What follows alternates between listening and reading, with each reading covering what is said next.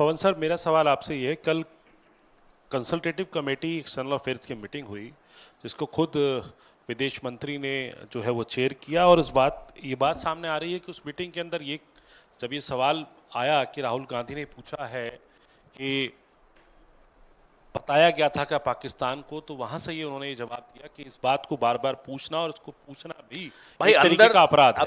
अगर इस तरह की बात करनी है, सारी परंपराओं को तोड़ते हुए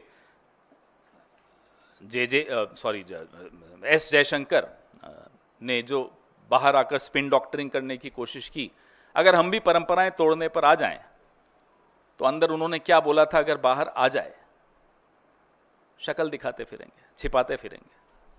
चुनौती देते हैं हम, आइए बाहर आके बोलिए, अच्छी बात नहीं है ये।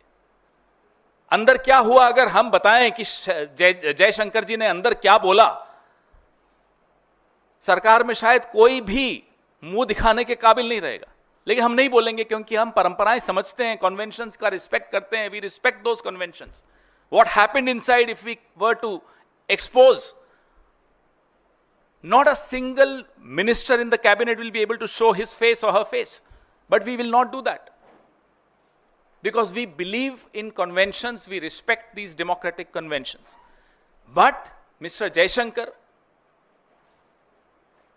alias JJ should also avoid becoming a spin doctor.